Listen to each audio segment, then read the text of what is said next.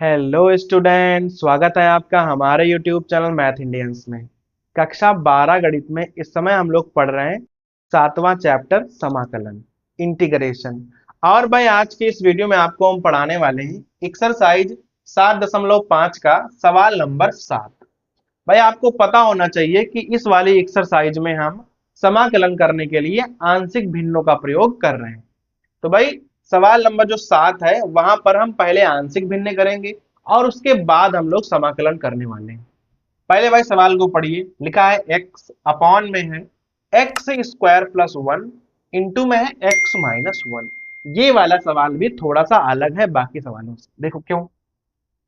अब देखो नीचे जो एक हमारा गुणनखंड है वो द्विघात का है। भाई देखो दो घात गुणनखंड है, ये तो एक घात का है, लेकिन ये वाला दो घातों का है।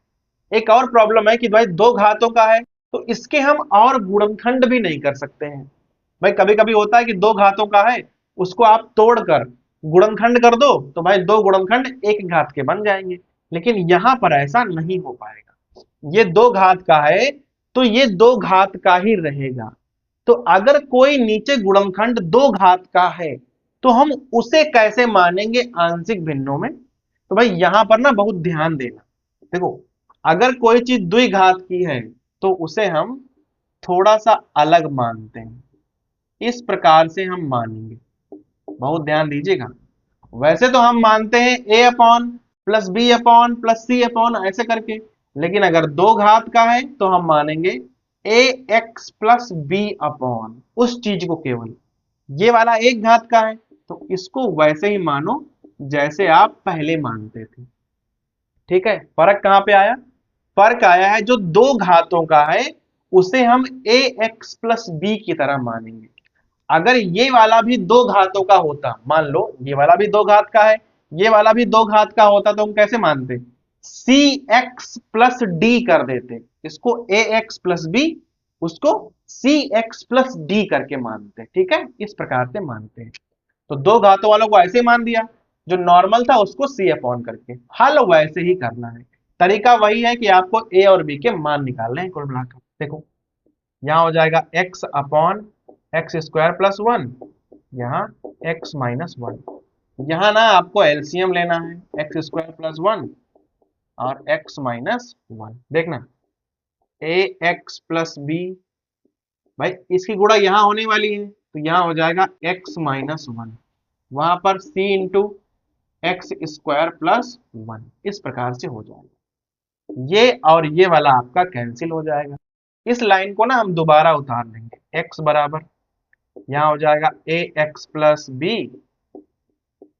एक्स माइनस 1 प्लस सी, यहां हो जाएगा एक्स स्क्वायर प्लस 1।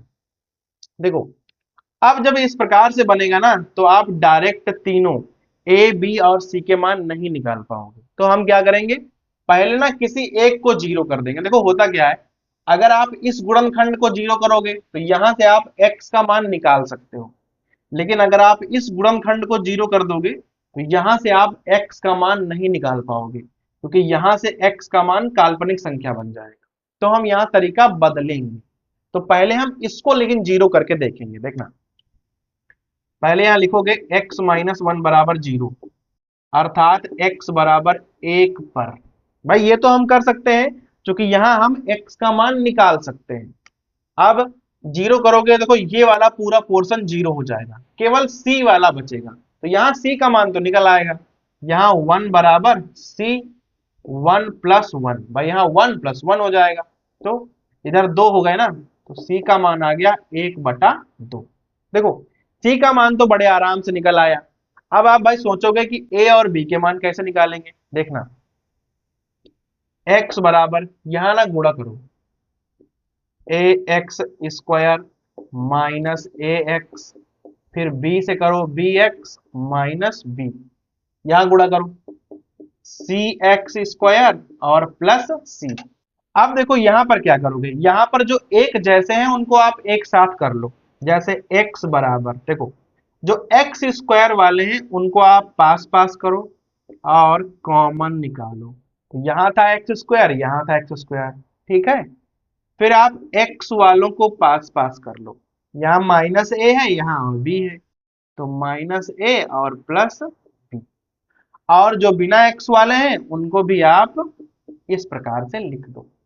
अब आपको ना यहां तुलना करनी है। देखो इधर जो बिना एक्स वाले हैं इधर तो है ही नहीं भाई, इधर बिना एक्स के कोई नहीं है और इधर है, तो इनकी आप पहले तुलना करो क्योंकि इनका मान 0 हो जाएगा।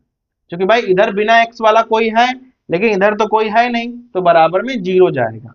तो यहां आ जाएगा b बराबर c और c का मान है 1/2। देखो b और c दोनों के मान हो जाएंगे 1/2। अभी a का मान नहीं निकला है, देखना इसको ध्यान से देखो। यहाँ एक्स स्क्वायर का गुणांक है a प्लस सी, लेकिन इधर एक्स स्क्वायर है ही नहीं, तो गुणांक 0 मानकर चलेंगे। आ जाएगा a बराबर माइनस का c और c का मान क्या है 1/2, तो a का मान आ जाएगा माइनस का 1/2। देखो तीनों के मान निकल आए।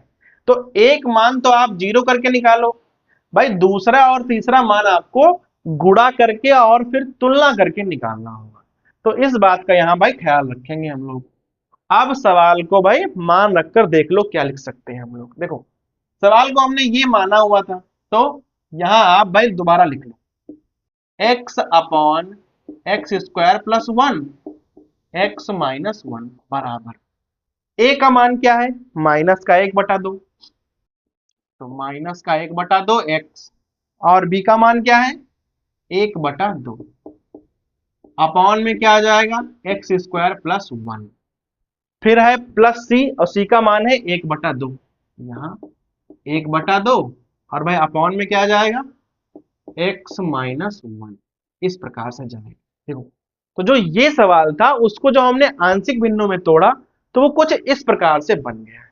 इसको थोड़ा सरल करके लिख लो, अभी थोड़ा टेढ़ा मेढ़ा हो गया है। देखो 1/2 आप पूरे में कॉमन निकाल लो।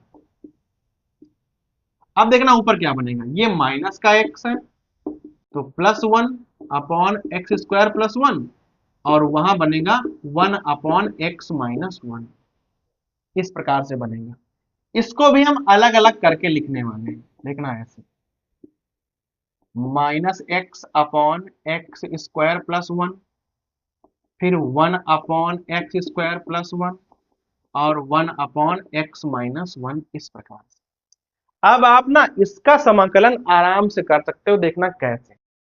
सबसे पहले i बराबर लिख लो 1/2, सब में अंदर लगा लो इस प्रकार से minus x D x x square plus 1, यहाँ हो जाएगा D x upon x square plus 1 और यहाँ D x upon x minus 1।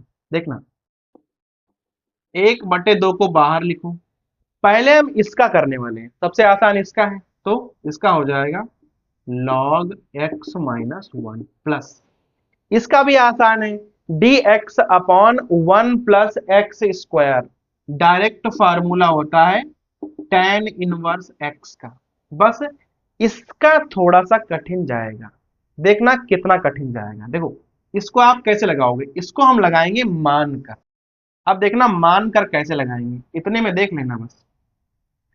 अगर आप एक्स स्क्वायर प्लस 1 को t मान लोगे तो यहां हो जाएगा 2x dx बराबर dt।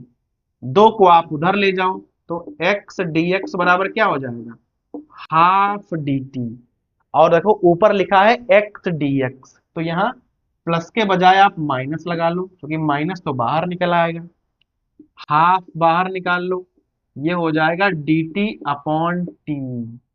क्लियर है एकदम। और अब इसका भी कर सकते हो, तो हाफ तो पूरा बाहर है, बाकी सबको ऐसे ही उतार लो इस प्रकार से tan inverse x minus half, इसका भी हो जाएगा log t।